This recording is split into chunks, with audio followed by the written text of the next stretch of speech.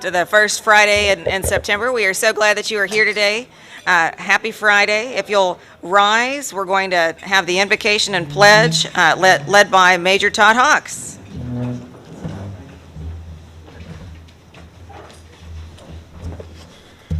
Before we pray, are there any joys or concerns today from the club?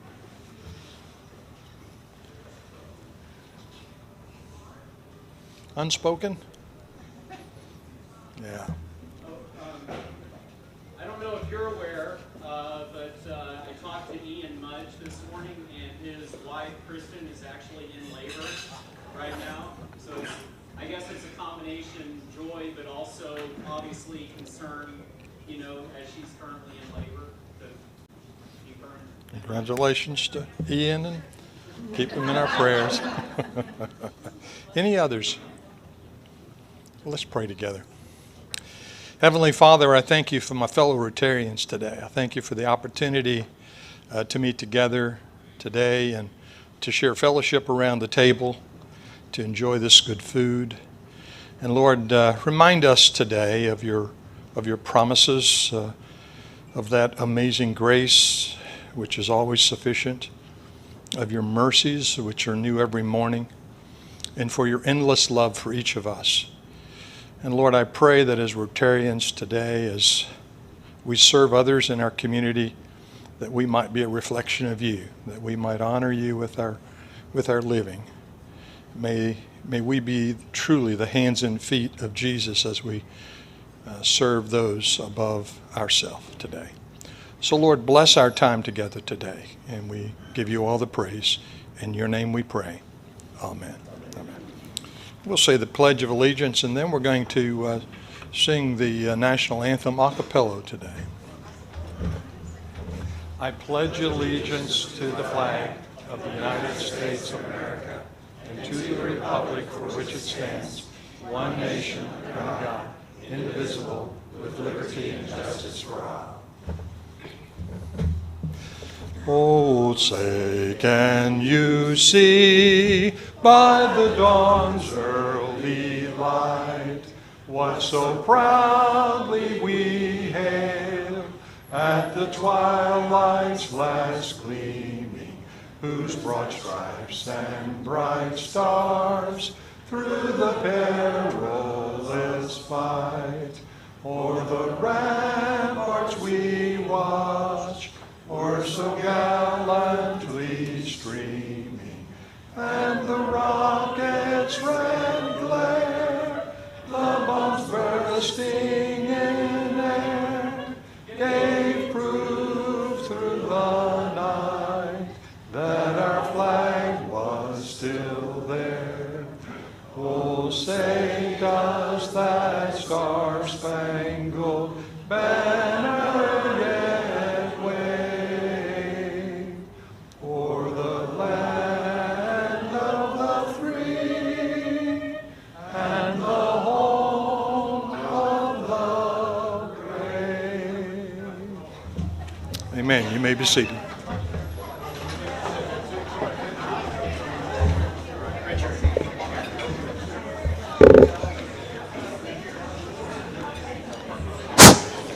We are so thrilled to have guests here today. If you will please rise. If you brought a guest, if you'll please rise, and if your guest will rise with you so you can introduce them. We are so thrilled that you're here. You all know, or many of you have met Herb Hammond. Herb has gone through the gauntlet. We're just waiting now to shake him down for his money. And he assures me that that will happen. What's your time frame on that, Herb? This weekend. Welcome. Yes, you. Hi, I'd like to introduce my guest, Tracy Holmes. Thank you. Welcome, Tracy.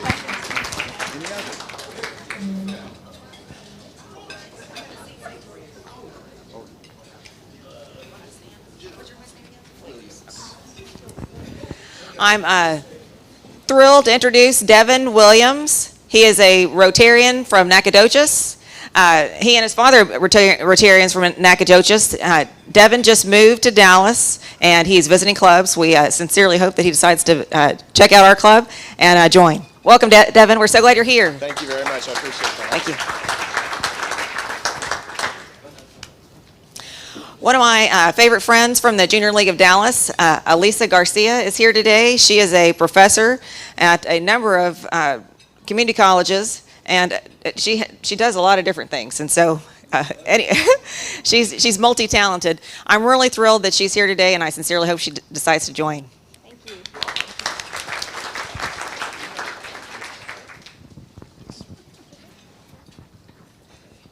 Thank you, Richard. Hey, y'all. Returning for her second visit, this is my great friend Sherry Jost. Sherry has given her life to service in the education profession. She has served as math teacher and librarian for Richardson and Garland ISDs, and she's recently retired, and she can't wait to be a Rotarian wherever she goes. So please welcome Sherry Jost. Welcome. Mark has a guest. I'd like everybody to meet my friend Donnell Bobo. He's also one of our clients. He's from St. Louis. He's in town this week, and so I asked him to come and join us today. He's the founder of the Credit University, so he helps both people and businesses build and expand and utilize their credit wisely. So welcome, Donnell. Welcome. Well, special welcome to each of our guests. We sincerely hope that each of you all will decide to join. And now, Michelle Brown is going to highlight Kathy Wahl. Please come on up, Miss Michelle.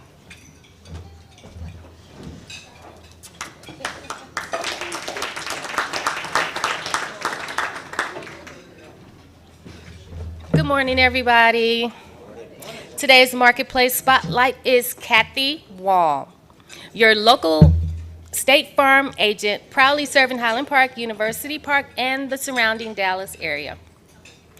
In her 28 years as a State Farm agent, Kathy has built an insurance agency team of 11 dedicated personable insurance professionals. While State Farm approaches the company's 100-year anniversary in 2022, Kathy and her team have more than 150 years of combined insurance experience to help customers with service and claims.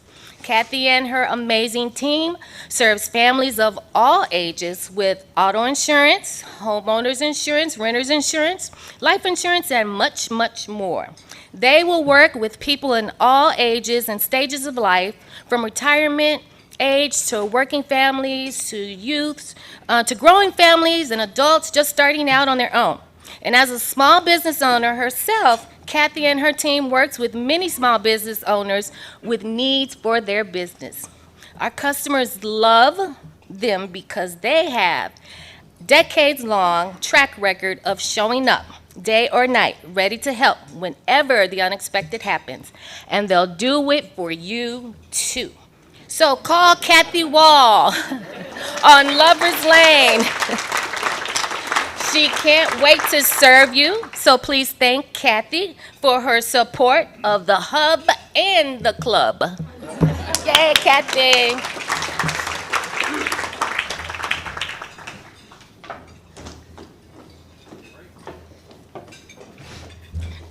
Thank you, Michelle. And you too can be a PCR Marketplace advertiser. It's just $350 a year, and you get great advertising. Plus, you get great people like Michelle to introduce you.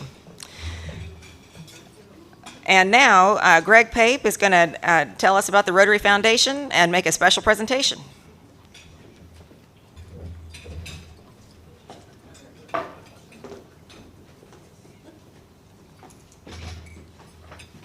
Thank you, President Happy.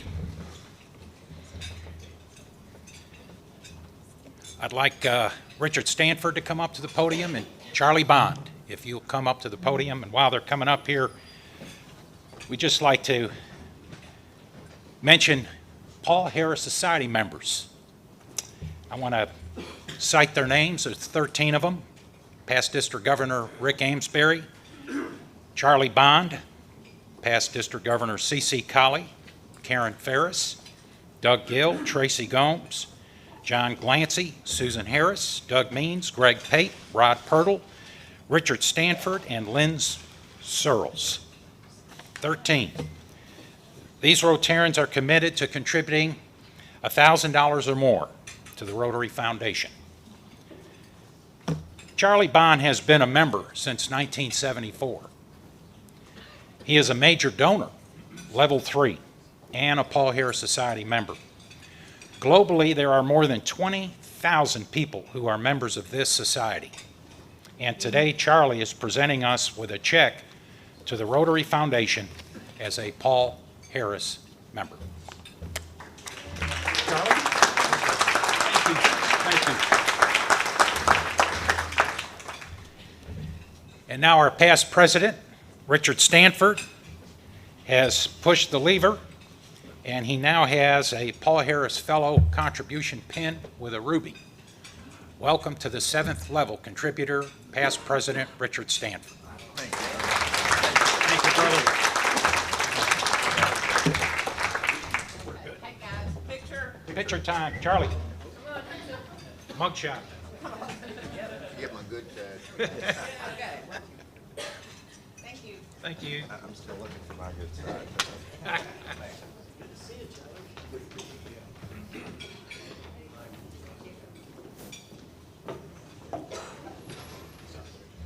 Yes, we're very happy to see Charlie. It's his first time back since the pandemic started.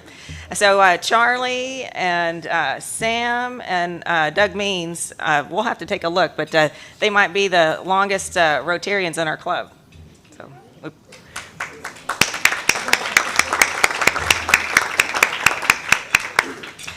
so it's now time for Happy Bucks. We share your happy news, something that you're really happy about, and whatever denomination you'd like to do is fine with us. Share something that you're really happy about this week. All of those funds go towards our recognition of our public service people in Highland Park and University Park once a month. Who has some happy news this week? Sean. And then, okay. Who else over here? And Michelle. Great. Sean. I guess at first I want to confess that I get the Rotary magazine and don't read it. But my mother-in-law loves it. Oh, that's great. She goes, this is such a great organization. Awesome. So I may have to invite her to come, so I wanted to mention that. Also, I wanted to mention that my grandbaby is due in 3 weeks. She was weighed yesterday. She's already 7.5 pounds, so we'll be paying more to this. Oh, very exciting. Congratulations on all of that. Yes, we look forward to you bringing your mom. Michelle. Let me give you a mic. Well, I got a mic that works Either, right here. either way. Okay, so my happy bucks is my bestie got engaged. Wow, happy engagement. Congratulations. And Dr. Pettit came. Yes, welcome, Dr. Pettit. Great news. Anyone else? Fantastic. Oh, Charlie. Charlie.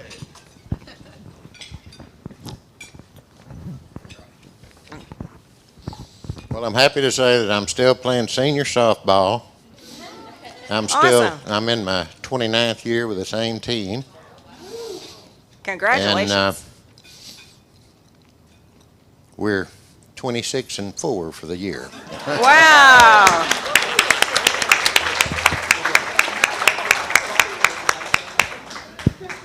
I'm really happy to see Barb here today. So if you might want to say hello to her before you leave, she's going to be on a cross-country tour for about 6 weeks, so we're not going to see her for a little bit. So be sure to say hello to her before you leave today.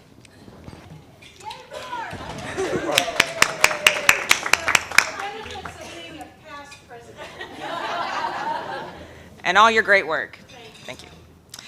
And now Stan Wright is going to introduce Michelle Brown and Dr. Pettit. Come on up. Michelle Brown, Dr. Pettit, and Stan Wright.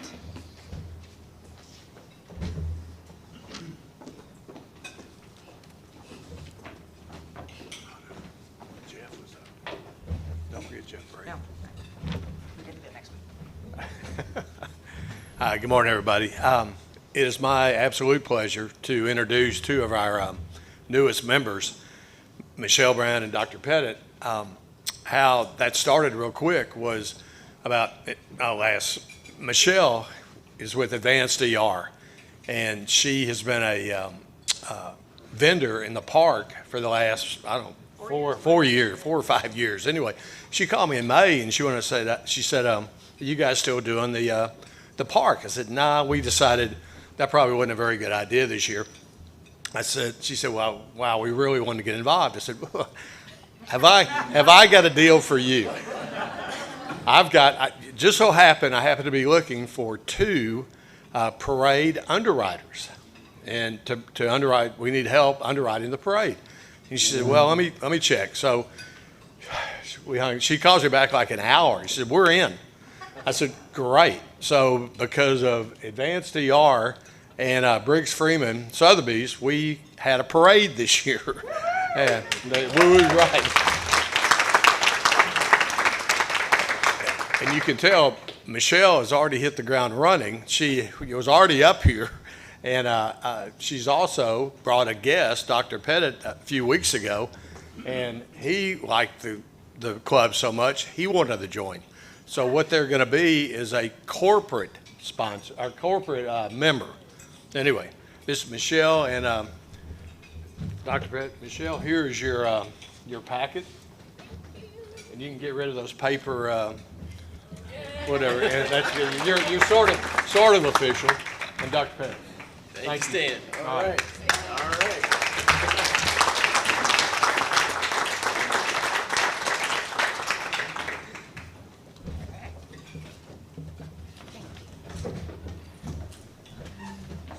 Thank you, Michelle, Dr. Pettit, and Stan. So inside that packet is a red badge list for y'all to complete in order to get your blue badge. So we look forward to helping y'all with that. Welcome. We're so glad y'all are in the club. Thank you.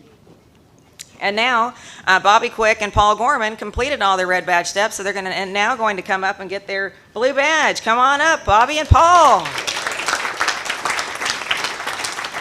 I think they completed it in record time. That's awesome.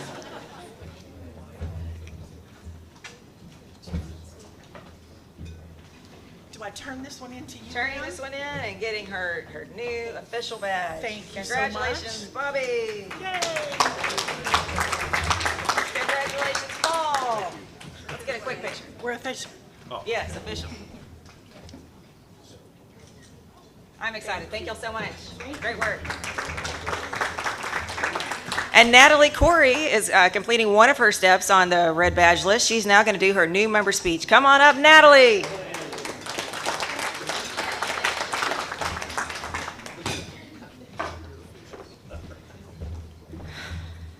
Oh gosh. Okay. So I thought I was going to prepare for this, but I didn't, so I'm just going to wing it. All right. Thank you. Thank you. So I joined Rotary because of the people. Just that's with a period, big fat period. I grew up in Dallas. I was born and raised in Preston Hollow, where I went to St. Monica Catholic School, and then I went to Ursuline Academy, and then I went to University of Texas at Dallas, where I graduated with a business degree. And then I traveled internationally for a little bit. I was actually a yacht stewardess, and then I came back home, and I got involved in business development, which I now work for a law firm, and I got engaged recently, and it's very exciting. To a lawyer, actually, and but he's on the dark side.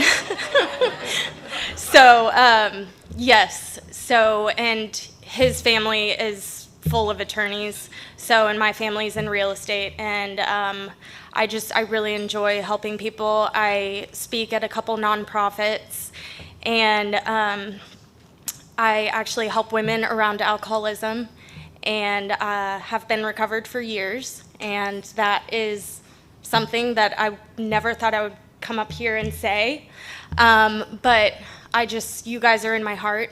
already, and I feel it. And yeah, I'm really, really happy to be here and happy to be a part of such a magnificent organization and with all you guys. So thank you. Thank you so much.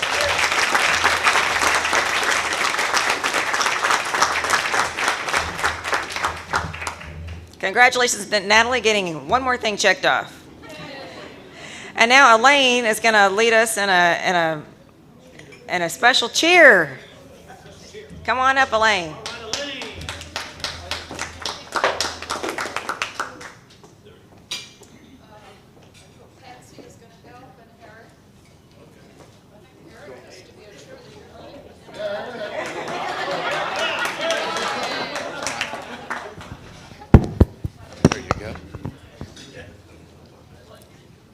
So, you know that Rotarians love to have fun, right? And they love to serve, they love to volunteer, and they support worthy causes. So we have 12 volunteers. They have volunteered truly. Did you give me? We are supporting the Texas Food Bank, the peanut butter drive. And guys, listen, we really have to work hard because their 2021 goal is to raise, can anybody tell me how many pounds they're asking for? 300,000 pounds. So y'all donate virtually or at your club meeting, and we've got to spread peanut butter throughout the community. So we're going to do a peanut butter cheer. Eric, you ready? We're going to, there are 12 volunteers. They volunteered. They said yes wholeheartedly. We're going to spell out peanut butter. So, does anybody, who has a P? Can it, P? You have a P? What does P stand for? President. No. Thank you, but that's not what we're looking for. We're looking for peanut. Peanut. Okay. Who has the E? E? Art. Yay. Everybody yell. Yay. A. Yay. Okay, what's next? N? Anybody have an N? N. Oh, okay.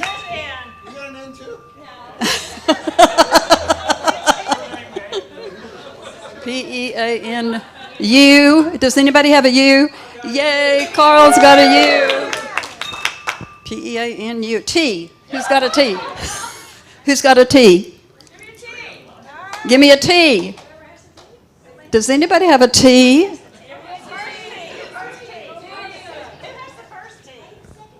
The T. Does anybody have a T? Anyway, T. Yay. Okay. Now we're going to get to butter. Peanut butter.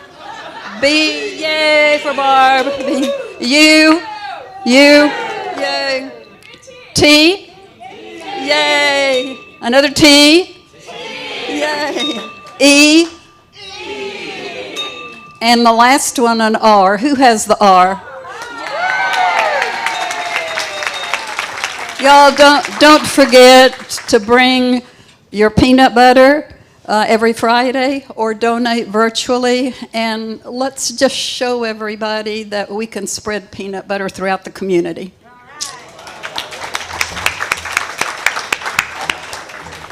Thank you, Elaine, and also take a picture with your peanut butter in front of our red carpet screen. We'd love for you to do that and post it on your Facebook page and Instagram. And now Holly is going to tell us about PCR Connect. Come on up, Holly. Sorry, wasn't ready. Didn't get teed up fast enough for that. Hi, PCR Connect. Who knows what that, who doesn't know what that is? All our new members?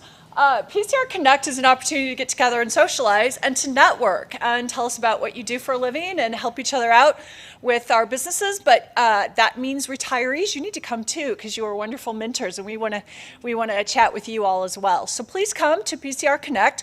The next event is Wednesday, September 15th. I don't see one phone out. Get your phone out and put this on your calendar. The 15th of September, 5 to 7 p.m., and it's at Mazzaro's by the Trader Mazzaro's? Sorry, not from Texas. Mazzaro's.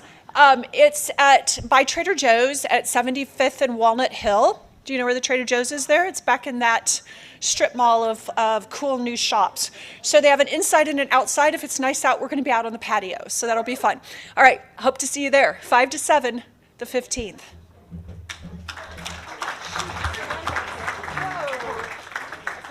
Oh, I'm sorry, I forgot one more thing. So this afternoon down at Bonton Farms, as you know, every Friday we do meal packing down there, and we really need some help. I'm going to be down there this afternoon. If anybody else could come down and help us pack meals today, we would really appreciate it. We're kind of short-staffed because of the holiday weekend. So it only takes about an hour and a half at 3 p.m. at Bonton Farms, okay? Thanks. Thank you, Holly.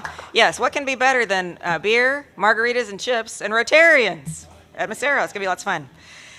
So quick reminder, take your pictures in front of the red carpet screen, post on your social media to share Rotary with your friends and family. Put September 18th on your calendar as well. We're going to go to Chocolate Secrets, enjoy lots of great food, and hear Pat Peterson. She's really fabulous. It's going to be a great opportunity. We went there last year and had a lot of fun. We had, I don't know, close to 20 people, and we'd love to have even more this year. And now Karen Ferris is going to introduce our fabulous speaker today.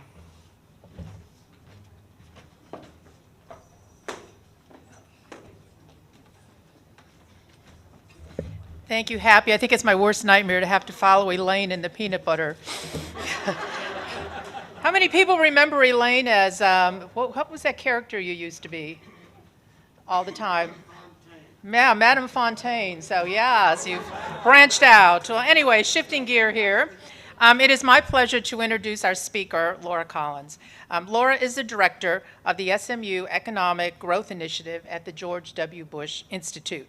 She previously served as a director of immigration policy at the American Action Forum. She's really an expert on the subject of immigration. In fact, one of her articles appeared in the Dallas Morning News here earlier this month. She previously served as the Director of Immigration Policy at the American Action Forum. She's also experienced in politics, working as a senior research analyst at the Republican National Committee for the 2012 election cycle and in the Texas House of Representatives for the 82nd Legislature.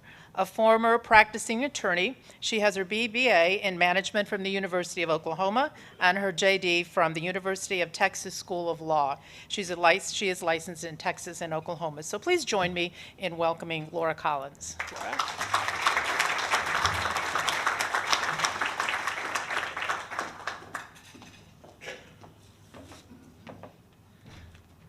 Well, thank you guys so much for having me. Can you guys hear me okay?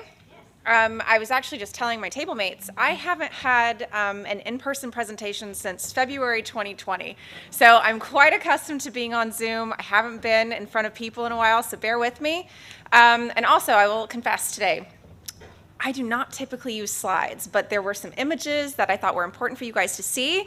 So bear with me as I go through a slide presentation because, again, normally I just speak and then I like to take a lot of questions at the end because I feel like that's the best way for all of you to get the information that you want to know based on the things that I've shown you. So how many of you have visited the Bush Center, visited the library?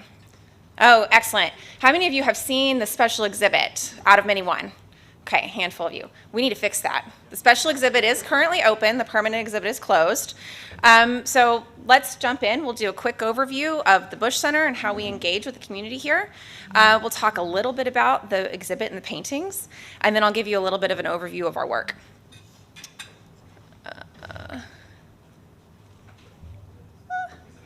It is on. I'm just not pointing in the right place, clearly. All right, let's go ahead and advance. All right, first, these are the principles that drive the work we do at the Bush Center. So many of you have probably interfaced with the library and the museum. That's the public-facing piece. The work that I do and the work that my colleagues do on the institute side as a public policy think and do tank is this. We really believe in freedom and opportunity around the world, and so we try to do research and write and talk to policymakers and advance policies that will help provide that for everybody, not just in the United States, but across the world. Next slide, please. This is our mission. Focus on the piece here at the end. We advance policy and develop leaders and take action to solve today's most pressing challenges. The pressing challenge I am privileged to work on is immigration policy. If any of you pay attention to politics, you know that one's a pretty sticky one, right? But it is an important challenge. It's one that we really need to meet as a country, and so that is a thing that I spend, I would say, the vast majority of my time working on. We're divided into different impact centers. My area of expertise falls under domestic excellence, but some of my colleagues work on international issues, global issues. We do a variety of different things, human freedom. Afghanistan is a topic that our Women's Initiative works on very closely, about freedom and opportunity for women and girls in Afghanistan, which is a very timely topic. I'll touch on that just a tiny bit because it's obviously at the top of mind, and it's been at the top of what I've been working on for the last 3 or 4 weeks as well. And then the engagement agenda. Again, that's how most of you have interacted with us, and that is how we get our message out into the community. This is just another overview of some of the work that we do and the various topics. I don't want to spend too much time on this again because I think there's some other stuff you guys want to see. You can go ahead. Global leadership again. How many of you remember PEPFAR from when President Bush was in office, right? The President's Emergency Fund for AIDS Relief. And so that work, if you look at the work that we do, a lot of it drives from the principles that President and Mrs. Bush believed in when they were in office. And so you look at PEPFAR, you look at our Women's Initiative, economic growth, military service initiative, education reform. If you look at the work that we do, you will see a connection back to the time that they were in office and the things that they believed in very much then. And again, here's just our engagement agenda. If you haven't been a member of the Bush Center and you haven't been to our events, we hold regular events that we do call Engage, and they're sponsored by Highland Capital Management. And we have lots of engaging speakers and just really good content. We try to make it relevant to what's going on today. We do some fun things near the holidays at the end of the year. Just a good way for the community to sort of come in and see the work that we're doing. All right, so out of many one. At the Bush Center, we have worked on immigration policy since the founding, since President and Mrs. Bush left office. And we think immigration fundamentally is beneficial to America, and that we need to have an immigration policy that really reflects the things that make this country great and that really meets the needs of our 21st century economy. So the policy work that I do is very, and policy world we like to call it wonky, right? It's kind of dry, it's got a lot of statistics, a lot of research. But immigration is fundamentally about human beings and people and their stories. And so President Bush decided to paint portraits of immigrants, of people he knew. Many of them have been people who participated in our leadership program that we have here, and just other people that he's met throughout his life. And so the exhibit is a way to sort of bridge that gap, bring those stories in and put a human face on the policy work that we do. So if you visit that exhibit, you'll see all of President Bush's beautiful paintings, and you'll also see the policy work that we do, including the recommendations we have. And so I brought a couple of these paintings on these slides for you to see. And I'll tell you a little bit about the people in those paintings and how they really represent the wide diversity that is immigration in the United States. So you can go to the next slide, please. All right, who knows the people in these paintings, right? I use Dirk and Annika Sorenstam as good examples of one type of immigration, and these are high-achieving individuals, people who really could have success in their own home countries, but they still found opportunity in the United States in a way that they maybe wouldn't have had where they were. And so, you know, they've come here, they've had enormous amounts of success, but they both are either on the path to becoming Americans or have already become Americans. And if you read the stories that they put in the book and the interviews, one of the things that really stands out that they do is there's this culture of service, as all of you here know, in the United States, and they've really embraced that culture. And those are one of the things that they talk about, each of them, as something that's a defining characteristic of their American experience. Next slide. All right, people come from all around the world, and have all different backgrounds and have all different experiences in getting here. These two individuals, Tier Suzuki and Gilbert Tuabonye, both experienced enormous unrest in their home countries. Tier was a Cambodian refugee. She spent a number of years in a Thai refugee camp before she was resettled here in Dallas. One of the local resettlement agencies brought her in and brought her family in and helped them rebuild their lives here because they didn't have a future where they were. Gilbert actually came here on a running scholarship, and he's now in Austin, but he also came from a war-torn country. Who remembers the ethnic conflicts in Rwanda in the 90s? He's not from Rwanda, he's from Burundi, but that ethnic conflict spilled over. And when he was in high school, he was a victim of that. Some rebels came and burned down his high school. He was severely burned. He managed to escape. He was one of the only people alive out of that attack. And he ran to a hospital and he hid. And that running is what saved his life. And he continues to run, and he has a running club in Austin. So he's, has a business here. He employs people. He is an inspiration to a lot of people around him, and he uses his platform and his experiences to change lives here in the United States. Okay, Afghanistan's on the top of mind for everybody, and I would just ask, obviously, Roya is very well known. Her picture's out here. This is Roya Mahboob. But because of the work that she does and the work that she's been doing with girls in Afghanistan, I just ask we don't talk about this outside of this room because she is still trying to get women and girls out of Afghanistan at the moment. She does not want to jeopardize any of the women she works with. Roya was a refugee more than once. Roya left Afghanistan with her family. They lived in Iran. Once the United States came in to Afghanistan and deposed the Taliban, she was able to move back with her family. She was able to go to school, which she wouldn't have been able to do under the Taliban. She became the first female tech CEO of an Afghan company. She came to the United States later. Her life was still under threat as an adult, even though we were still present there. And she was one of the people who helped sponsor that Afghan Girls Robotics Group. Does everybody remember them? They were so successful a few years ago. Some of those members have managed to escape Afghanistan. Some of them are still in hiding. But she's just an excellent example of what freedom and opportunity do for people. And she's experienced that twice, right? She experienced what it meant to have a society that actually respected her human rights over 20 years while we were in Afghanistan. And then she knows what it's like to live in the United States now and also experience the freedoms and opportunity that we have. And she's taken full advantage of that. And she uses that, that experience and to try to help people who can't help themselves, frankly. We know Roya very well at the Bush Center. She's working very hard right now to try to extract people. I'm happy to answer questions on Afghanistan later. What I'll say is this, we have spent the last several weeks trying to help our people get out as well. There are a number of women who were part of our leadership programming. One has managed to escape with her family, and she is safe. She awaits processing for a UK visa. Two of them are still in Kabul, hiding with their families. At the moment, we are doing the best we can to give them the best information that we have on different places where they could potentially seek refuge. But unless they're able to get out of Afghanistan, their options are very limited. So, we just ask that all of you keep, them top of mind in your thoughts and prayers. And also know there are Afghan refugees currently being resettled in the DFW area. The need is great, not just because there's large numbers of people coming, but in the last 2 years in the United States, we've had very low refugee resettlement numbers. And just because of a quirk in the way funding works, that means these resettlement agencies don't have the same amount of staff and they don't have the same amount of funding they would have had otherwise. And so their needs are very high, not just on volunteers to help welcome people, but also on people to run background checks. Just very simple things that they need, to help make sure that they are successful, because we have a very good system for helping refugees rebuild their lives here in the United States, but these organizations do need your help. And so I encourage you to try to look up, Refugee Services of Texas, Catholic Charities, Lutheran Immigration and Services.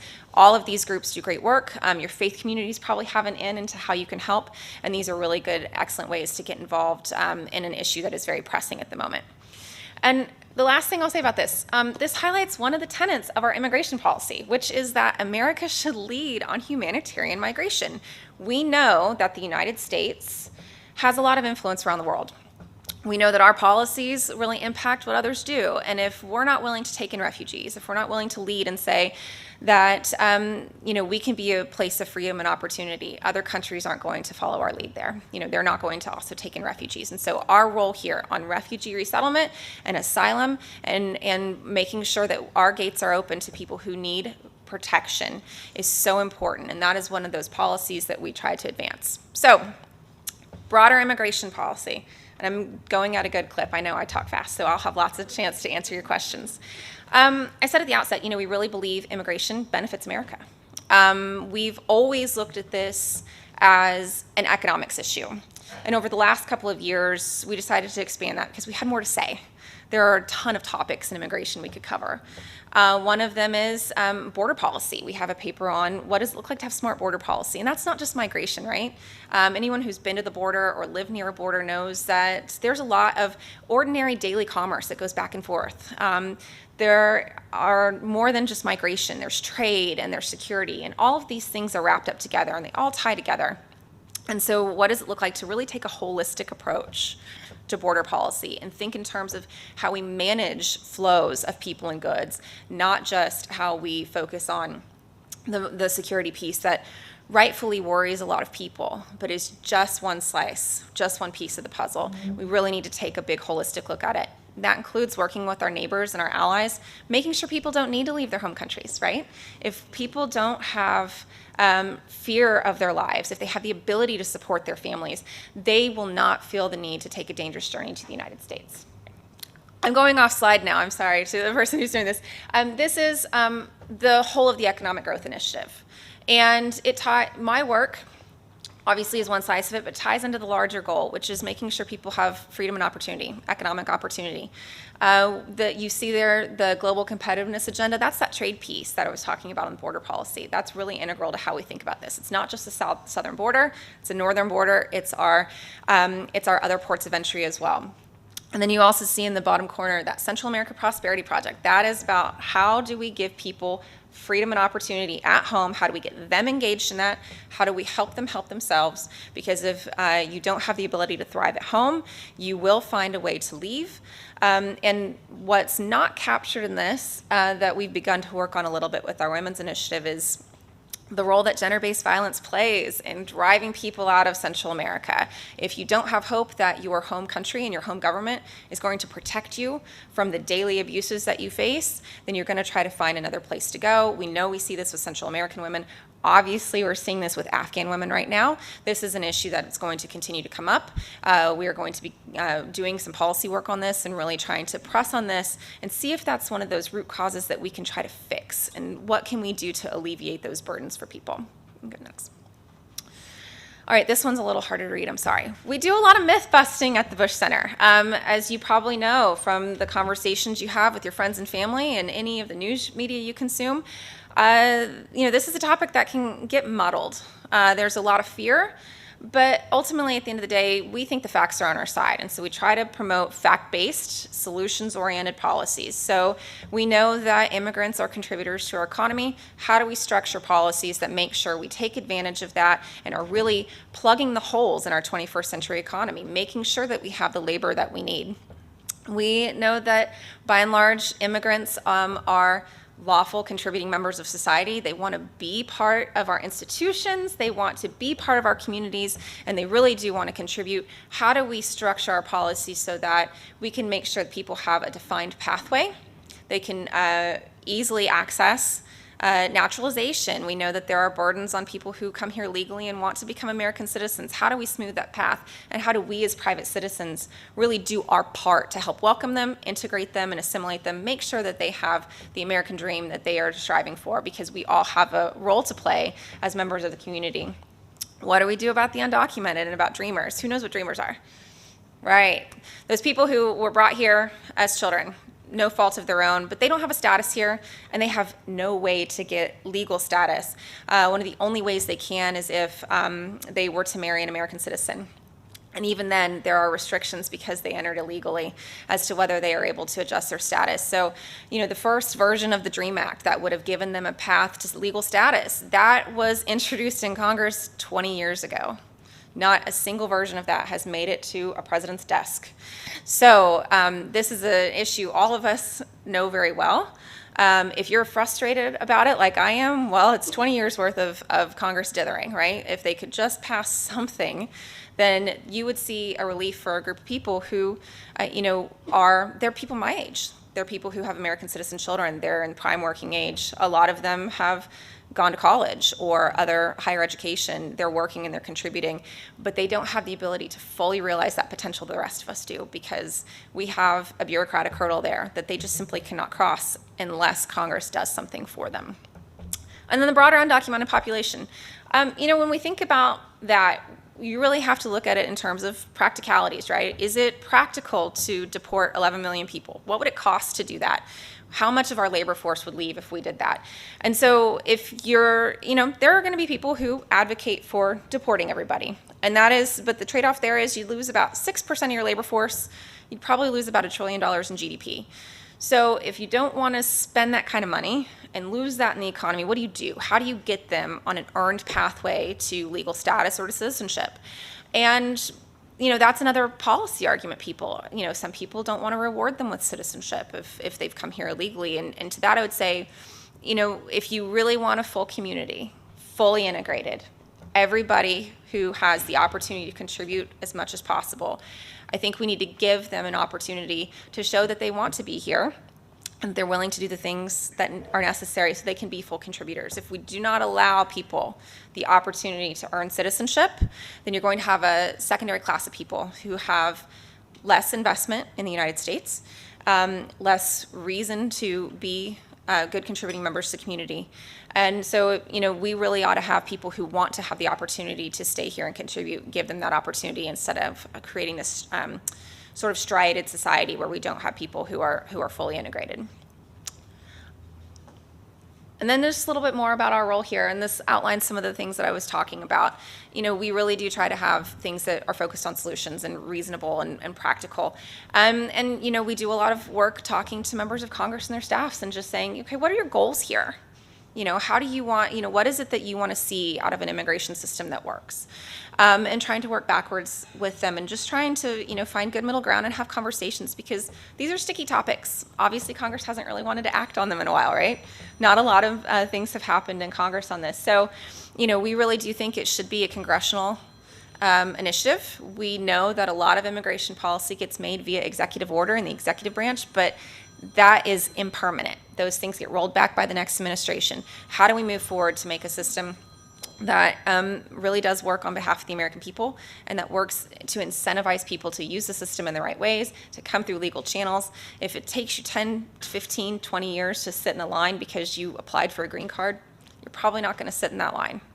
And we've seen that play out in a number of ways. We see that on the southern border. That's why you see people coming to seek asylum. They have no other legal remedy to get here, no other options. We saw that play out in the last 2 weeks in Afghanistan. These women that are stuck, their only option is to get out and file for refugee status with the UN or to apply for humanitarian parole in the United States. And applying for humanitarian parole in the United States is a 6-month process, minimum. We had to send the forms in via snail mail. There's no electronic processing.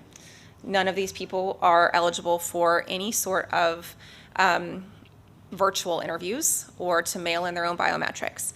It's a system that is not built for the 21st century. And we have a lot of good security in the system. It works on that front. We know who's coming in. We know what they've done in their lives. We can track them. We don't have the ability to take that good security piece and accelerate it so that people who really do need our protection have it, and people who want to utilize a legal system can use it. And so those are the questions that we wrestle with on a daily basis, just really trying to drill down on what are the fixes? How do we make this system actually work better?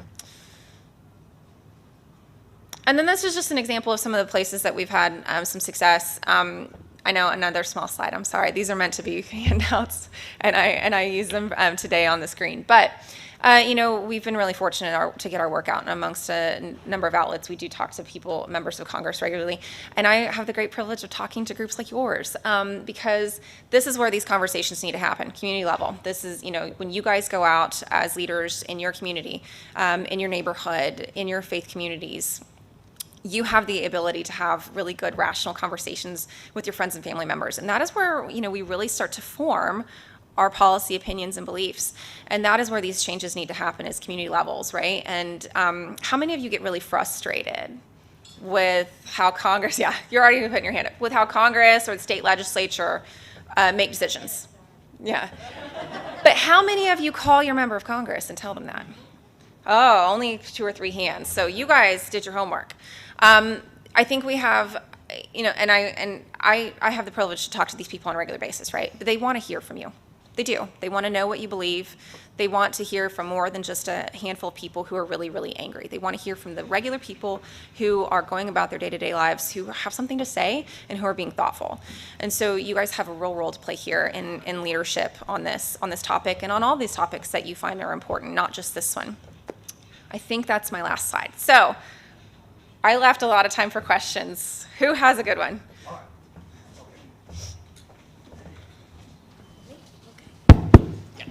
Okay. First, thank you. We needed this. Second, I want to just tell you quickly about a dreamer that I just met. And then I'm going to ask you how many of the dreamers you meet are like this Ronaldo. I volunteer at the Dallas Holocaust and Human Rights Museum. 2 weeks ago, one of the visitors' guide was Ronaldo, young guy. So I asked him, what are you doing here? And this is his story. He was a dreamer. He's a dreamer. He put his way through college, has a bachelor's degree and a master's degree. He works as an account executive at some place. And the reason he's volunteering is that he said, I can't vote, I can't do any of these things, but I can work for advancing human rights, and I can work for people getting the vote. So I was so impressed with him. My question to you is this a typical dreamer, and are there many like him? I would say typical, but I would also caution, as you know, everybody has sort of their own level of engagement in the community, right? And so he's clearly going out and doing his part to volunteer. Not everybody's going to be that person, but for those, his story of working his way through college and through a master's degree is fairly typical for this population, mostly because, they don't qualify for any federal financial aid. They only qualify for in-state tuition in states where there are state-based DREAM Acts, like they call them, like such as Texas. But for them, they would only qualify for private scholarships. And so you see a lot of dreamers who have worked their way through college. And it takes them several years sometimes because they also don't have access necessarily to the same job markets. And so they may be working in a cash-based job. They may be working for minimum wage, wherever it is that they can get a job where someone won't ask them for their credentials because they simply don't have a work permit. I read something a few months ago, and I hadn't read something like this before, and it kind of woke me up on countries and where they're going to be 50 years from now, 100 years from now.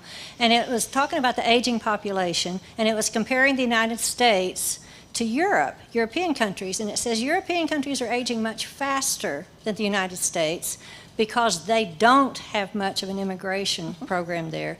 They said the United States, because of our immigration programs, it is helping us to do a much better job of that. And you look at China, they're in a world of hurt. But I just hadn't thought about that. And they said that the immigrants that do come in, they're very motivated. They want to educate their children. They start businesses, and they really want to make this country better. So, and I just hadn't even thought about that Yeah, the demographics. That demographics. Yeah, and it's a slide I didn't bring, but there are these really fun charts that show, sort of the age distribution of different populations. And for the United States, we kind of have like a skinny distribution. There's like a hole cut out where we tend to be older and we tend to be younger, but that prime working age population is a little bit slim. Immigrants really fill that gap, and they start to make that a little bit of a give it a little more of a belly, if you will, right? They fill out that piece. And so that's what we really see in places like Europe, you're right. Very older populations. Japan is the same way, and Japan has very restrictive immigration policies. And so there's trade-offs here, right? Immigrants tend to be young. They start businesses at twice the rate of native-born Americans.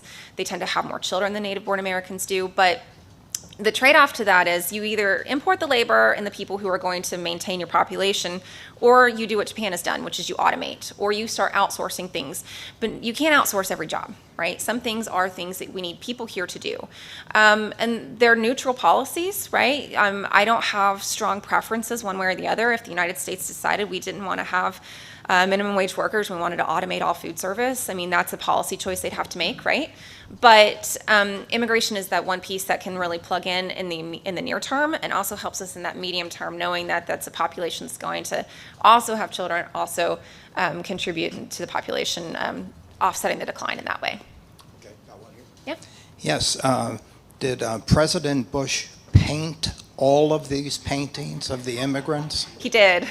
I don't know how many of you have seen his interviews about painting. He is very committed to painting. He talks a lot. I mean, he studies painting. He has teachers. He talks a lot about his as a parent, and I don't know very much about art. He talks a lot about his 4-color process, right? He doesn't have individual paint colors. He has 4 colors. He mixes them.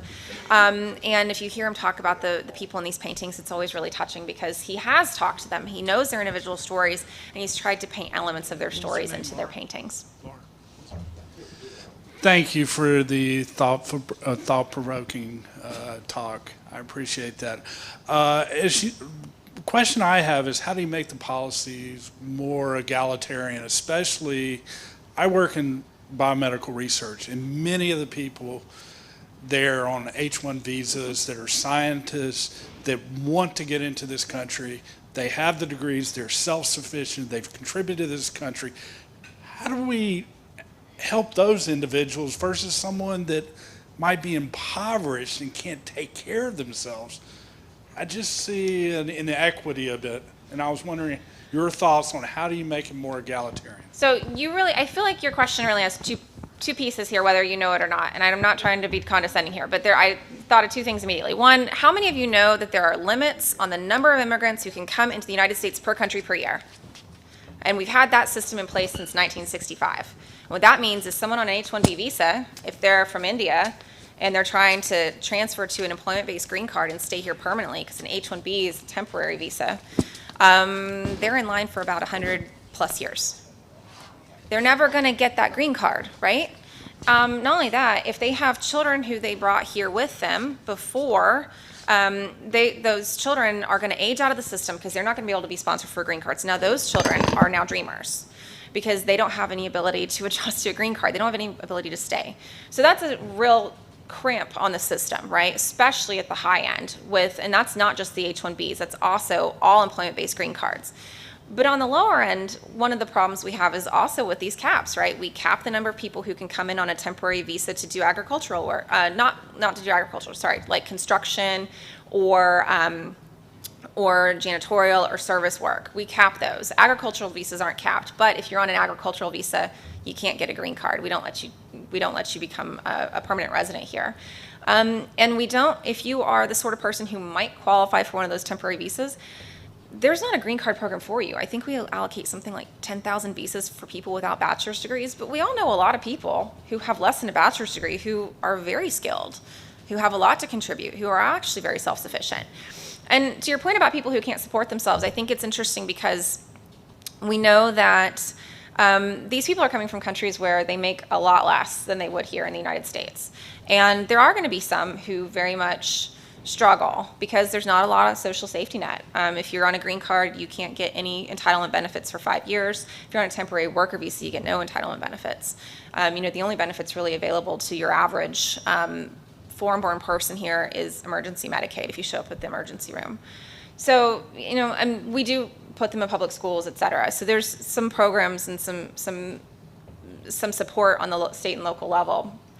But we also know that, generally speaking, they're highly upwardly mobile, even if they're people who are working in low-wage jobs. You may be able to see discrepancies in their data when it's the first generation, the immigrant that comes in, and maybe even a little bit in the second generation, their children. By third generation, their data is indistinguishable from that of someone with a long lineage of native-born Americans. They just integrate so quickly, and they do advance. And so we're right to have concerns about people not being able to succeed here. We really haven't seen that borne out in the data And that is, that's the same song people have been singing since it was, my ancestors were Eastern European. In the 1920s, we shut down immigration from Eastern Europe and said we can't have those people. It led to one of the issues with getting Jewish refugees in during World War II. They said people like my ancestors were never going to succeed. But we've seen that the data just doesn't support that in any capacity, no matter who they are, no matter where they come from. So I can see that I am getting, it's the music they play when it's the time for you to get off. So I really appreciate you guys having me. I'll come back anytime and talk more, and enjoy the rest of your day.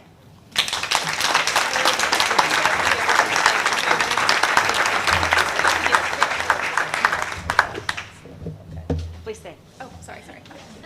Thank you so much, Laura. You were fantastic. And for those of y'all that don't know, usually when we have a speaker from a museum, we follow it up with a tour that afternoon. Because of COVID, they've been closed. They have a special exhibit that is now open. And so stay tuned, watch your email. We will get a tour of their special exhibit so you can put that on your calendar. And thank you so much for your fabulous presentation today. There were a number of other questions, and so if you could stay after to get a few more questions answered, that'd be awesome. A book is being donated in your honor at McShann Elementary. Thank you. Thank you. Thank you. And I'd love to get a picture with you after the meeting in front of our red carpet screen. Sure. Thank you so much. Thank you. We'd love to have you back.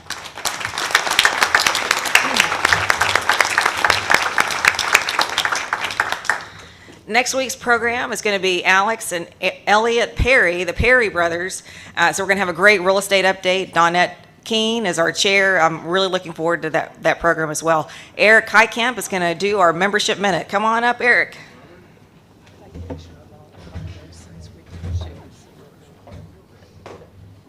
Thank you, President Happy. How many people here were asked to come to Rotary? How many joined Rotary because they were asked or are here today? That is the single element of what keeps Rotary going. I was asked back in 1991 by the late Dr. Warren Hunton in Longview, Texas, and I joined the Longview Club over there for a couple years at a time. I was doing a lot of volunteering, so it was a great opportunity for me. I subsequently moved to Dallas, and Bob Grossman, I don't see him here today, but he asked me to join this club. And I've been here since 2000 now. So I drive 25 miles one way to come here. I live in Grapevine, and I've been doing that a long time. And the reason I come here, I pass a lot of clubs to come here. And the reason I do, obviously, are the people in this room, the experiences I've had, and the opportunities and programs that we have here to give back. So for those of you that are considering joining this club, there's a lot of great people in here, a lot of different ideas and thoughts, and I've talked to several people that, there's a lot of ups and downs in the world, and when you come in this room, everybody kind of relaxes and has a good time, and all the world's right. So if you're thinking about joining this club, I encourage you to take a further look at it, and thank you.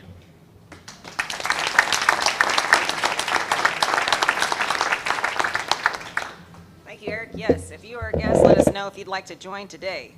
And Michelle Brown is going to lead us in the four-way test.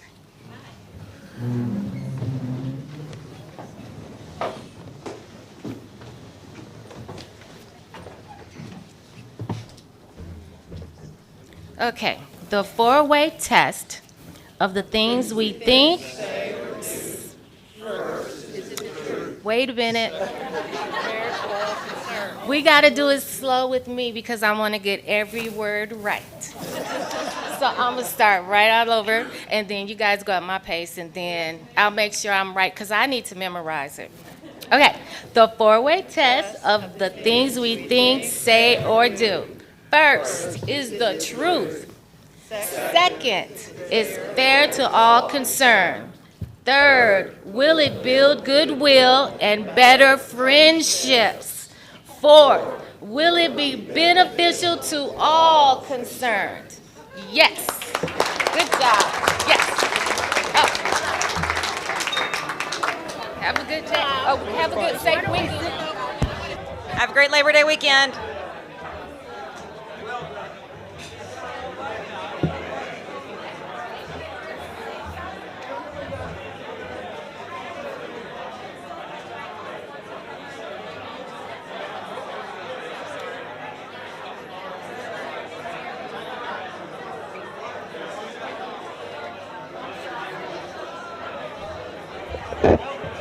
Take a picture at the, if you've been a part of the peanut post, let's take a picture.